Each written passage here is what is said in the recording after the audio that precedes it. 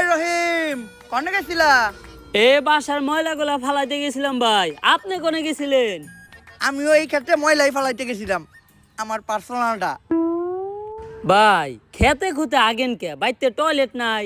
আরে টয়লেটে আঁকতে গেলে লাইট জ্বালাইতে হয়, লাইট জ্বালাইলে আবার বিদ্যুৎ নষ্ট হয়, বিদ্যুৎ তৈরি করতে আবার জ্বালানি ব্যবহার হয়। সরকার কইছে জ্বালানি রক্ষা করতে, এর লেগে জ্বালানির অপচয় যাতে না হয় তাই আমি খেতে খুঁতে আগি।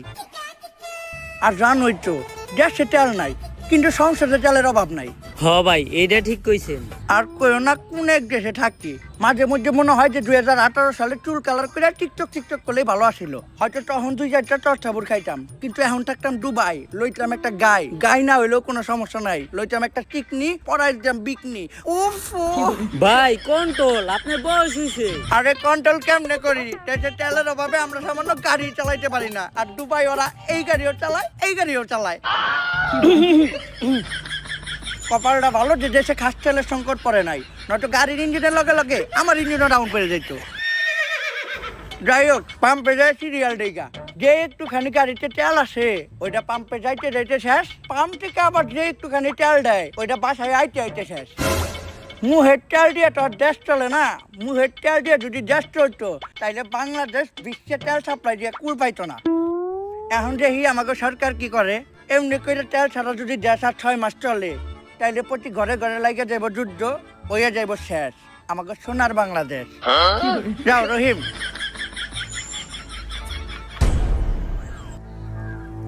তেল নেই আজকে প্রায় 6 মাস, আর এই 6 মাসে পুরো বিশ্বসহ বাংলাদেশেরও সব কলকারখানা আর যানবাহন বন্ধ হয়ে গেছে। বাংলাদেশও আজকে প্রায় ধ্বংসের পথে। এদেশের মানুষ সরকারের প্রতি প্রচুর ক্ষিপ্ত, যার কারণে এদেশের সরকার প্রধান হওয়া সত্ত্বেও জনগণের ভয়ে এই জঙ্গলে লুকায় আমাকে মিটিং করতে হইতাছে।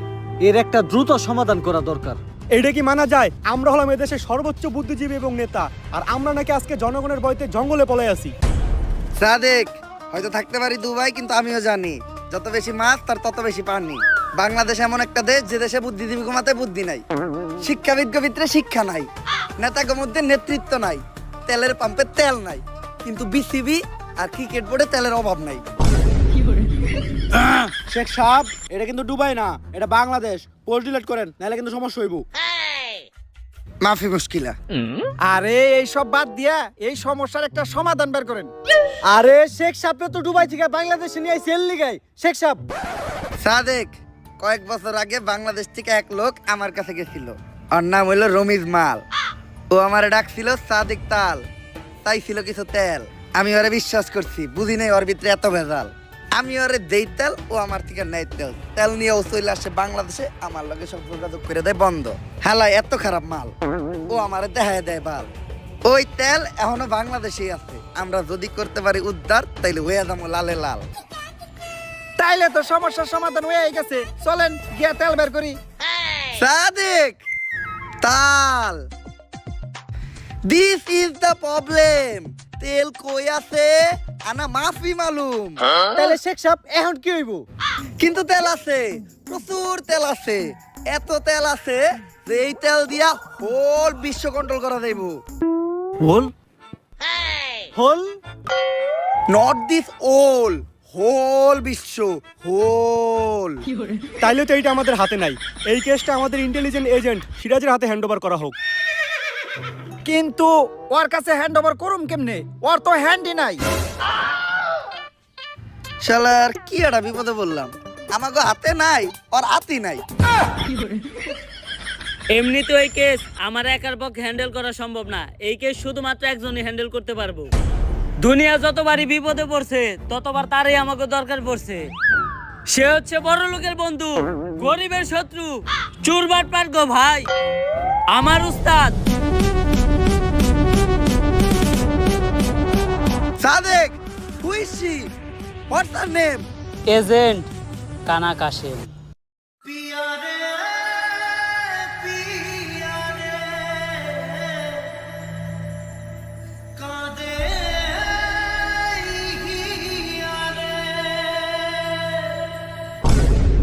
ওরেই তো আমাকে দরকার।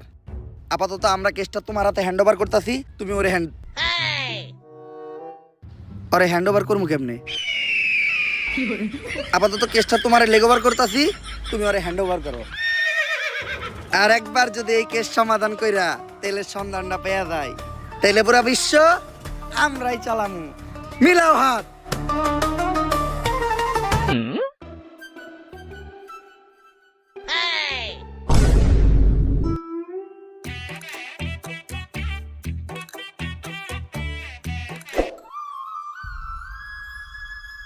ভাই আর কতদিন নিজের কষ্ট দিবেন?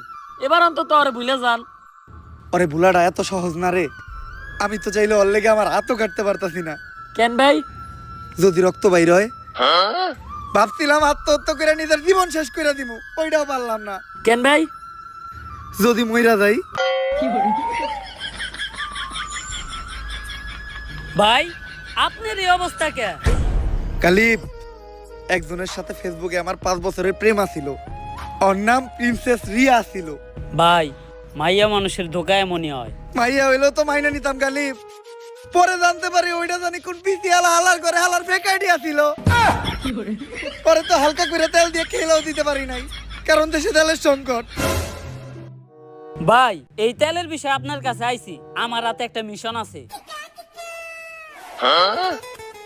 হাতে মানে আমার কাছে একটা মিশন আছে।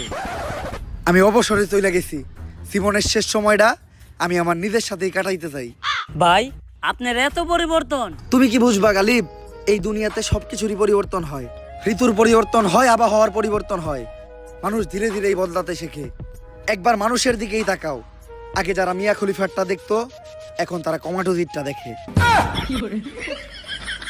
ভাই আপনি ছাড়া এই মিশন কেউ কমপ্লিট করতে পারবো না। এই তেলের কারণে পুরো দুনিয়া মহা বিপদে আছে। তাই এই দুনিয়ার কথা চিন্তা করে হইলো এই মিশনটা আপনি শেষবারের মতো হাতে নেন।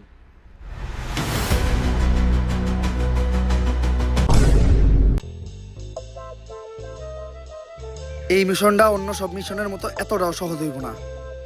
গাড়ি চলে না কারণ দেশে তেল নাই। মোবাইল আর ইন্টারনেট সেবাটাও একদম বন্ধ কারণ দেশে কারেন্ট নাই। কারেন্ট তৈরি করতেও তেল লাগে। এত তেল বাস থাকতেও যে এই দেশে তেলের সংকট পড়বো এটা কখনো ভাবি নাই। তেল কই আছে আর কার কাছে আছে এটাও আমাকে জানা নাই। তার মধ্যে এইবার আমার মিশনের সঙ্গী হিসেবে আছে একটা লুলা একটা ল্যাংড়া। কেন ভাই আপনি যে কানা এটাও তো আমরা কই নাই। কালিব, এই চোখ হারানোর কাহিনী অনেক ভয়ঙ্কর ছিল। সবার মতো আমার জীবনে দ্বিতীয় একটা প্রেম আসছিল, কিন্তু ভদ্র মহিলার এক চোখ কানা ছিল। আমি মহৎ সাজার জন্য ভদ্র মহিলারে আমার একটা চোখ দিলাম দিয়া। ভালো হওয়ার পর ওই মহিলা আমারে কইলো আর আগে হয়েছিল 2টা বিয়া। ভাই ওই মহিলারা আমার হাতে তুলে দেন, আমি একটা ব্যবস্থা করতেছি। কই তুলে দিন তোর? সামন হইতাছে এখন সবার আগে আমাকে সনি সায়েন্টিস্টের কাছে পাছায় যাইতে হইব। পাছায় যাবেন মানে? আরে পাছা মানে পাছা গবেষণা কেন্দ্র। আমেরিকাতে আছে নাসা গবেষণা কেন্দ্র আর বাংলাদেশে আছে পাছা গবেষণা কেন্দ্র। চল।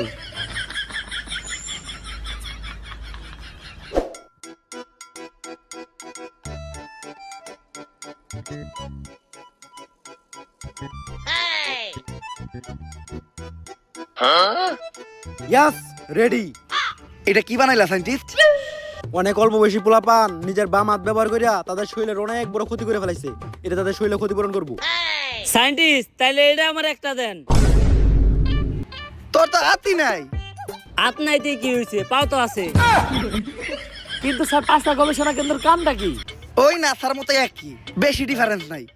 খালি নাসা রকেটে করে চাঁদে লোক পাঠায় আর পাঁচা ট্রাকে বেরে নেতাকে মিছিলে লোক পাঠায়। এজেন্ট, তুমি হঠাৎ আমার কাছে কি মনে করিয়া? সায়েন্টিস্ট, তুমি অনেক বড় বিপদে আছে। তুমি তো জানোই দুনিয়াতে তেল নাই, তেলের অভাবে বিদ্যুৎও নাই, ইন্টারনেট নাই, যোগাযোগের কোনো ব্যবস্থা নাই, যাতায়াতের কিছু নাই। তাই আমার এমন কিছু দরকার যেটা তেল আর বিদ্যুৎ ছাড়াও চলবো। আমি একটা মোবাইল বানাইছি যেটা চার্জ দেওয়ার প্রয়োজন হয় না, এমনকি এটা চালাইতে ইন্টারনেটও লাগে না। এই জিনিসটাই তো আমি খুঁজতাছি। দাও সায়েন্টিস্ট, তাড়াতাড়ি মোবাইলটা আমার দাও। কিন্তু একটা সমস্যা আছে, মোবাইলটা তো অন হয় না। কিন্তু চিন্তা করো না, আমি একটা গাড়িও বানাইছি যেটা দিয়ে যে কোনো জায়গায় যাওয়া যায় আর তেলও লাগে না। এর লেগেই তো আমি তো করে এই সায়েন্টিস্টের কাছে নিয়ে আইছি। আমি জানতাম যে সায়েন্টিস্ট কিছু একটা তৈরি করছে। এই জিনিসটাই আমাকে দরকার। দাও সায়েন্টিস্ট, গাড়ির চাবিটা দাও। কিন্তু এই জায়গায় একটা সমস্যা আছে, গাড়ি তো স্টার্ট হয় না। ওরে তো আমি হালকা করে তেল দিয়ে খেলাও দিতে পারতাছি না, কারণ দেশে তেলের সংকট। স্যার আপনারা কেউ আমার আটকেন না, ওরে আমি একটা চর দিমুই। কি দিয়ে সর দিবি? দে সর, সর দে, দে সর। সায়েন্টিস্ট, বাংলাদেশের কোনো এক জায়গায় অফুরন্ত তেল লুকানো আছে, আর যে কোনো ভাবেই ওই তেলটা সবার আগে আমাকে খুঁজে বাই করতে হইব। এই জন্য তো লক্ষ্য করলাম আমেরিকার একটা স্যাটেলাইট 1 বছর ধরে আমাদের দেশের উপর নজর রাখতেছে। ওরা হয়তো তেলের সন্ধানটা পেয়ে গেছে। ওই স্যাটেলাইটটা যদি আমরা হ্যাক করতে পারি তাহলে কোনো না কোনো ইনফরমেশন আমরা পামই। কিন্তু হ্যাকটা করবো কে? আমার কাছে একজন হ্যাকার আছে, হ্যাকার লাভলু।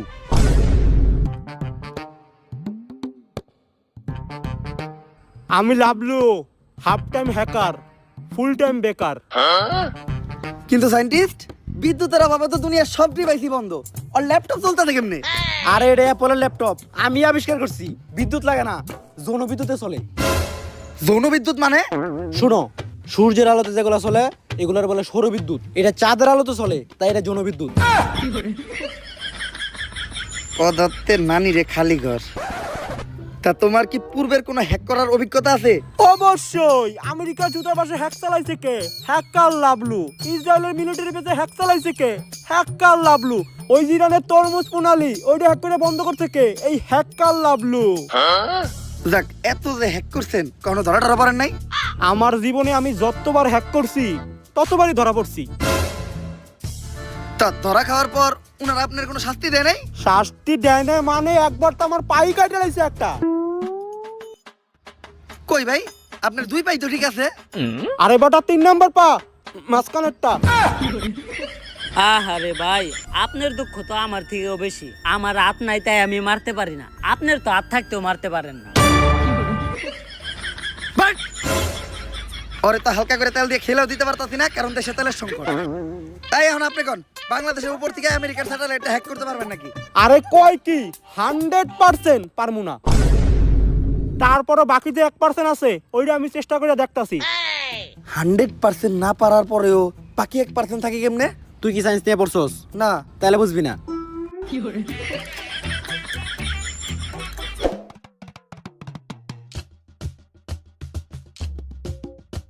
এজেন্ট, তুমি আবার বেগি ব্যান্ড পড়া শুরু করলা কবে থেকে?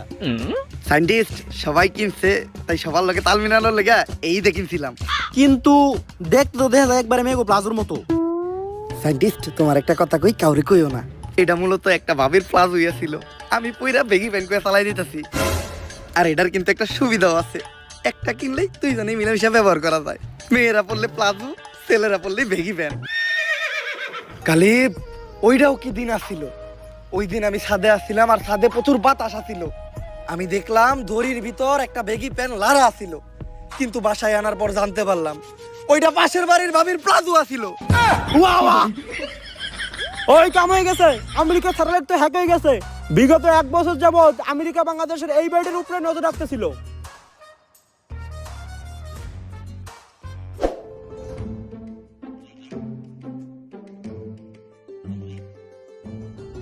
বাড়ি তো এইটাই, কিন্তু আমেরিকা এই বাড়ির উপর নজর রাখতেছিল কেন? দেখতে তো দেখা যায় একদম ভূতের বাড়ির মতো। আমি xhamster.com থেকে কিছু ইনফরমেশন পাইলাম। এই বাড়িতে যারাই যায় তারা আর কখনো ফিরে আসে নাই। তাই কি হইছে? আমরা কি ভয় পাই নাকি? আমরা হচ্ছে এই দুনিয়ার সবথেকে বড় এজেন্ট, সবার আগে আমাকে সারে যাইবো।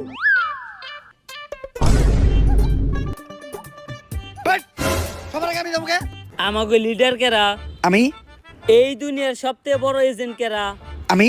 আমাকে ভিতরে সবথেকে সাহসী কেরা? আমি। তাইলে যাইবো কেরা? আমি। তাইলে যান। আজকে যদি আমার কিছু হয় তাইলে তোরা সবাই ইতিহাসের পাতায় লেখা দিবি যে এর পিছনে সিরাজের হাত ছিল। আত সিরাজের তো হাতই নাই। বাড়িটা দেখতে যেমন ভয়ঙ্কর, আবার ভিতরের থেকে শাহবাগী গায়ের মতো কুত্তা মরা গন্ধ হইতাছে। কে জানে ভিতরে কি আছে। মন্ত্র বইটা ঢুকি কিছু হইব না। আমার বন্দুকটা ছোট আর কালা, ভিতরে খারাপ কিছু থাকলে ওর নানি রে খালা।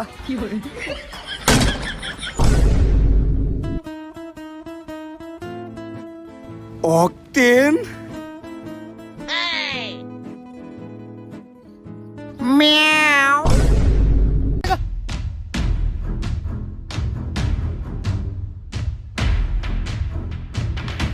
সিরাজ, ওরে ধর।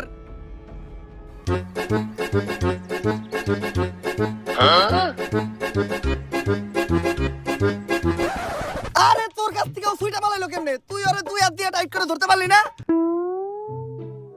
স্যার ধর্ম কেমনে আমার লেভেলে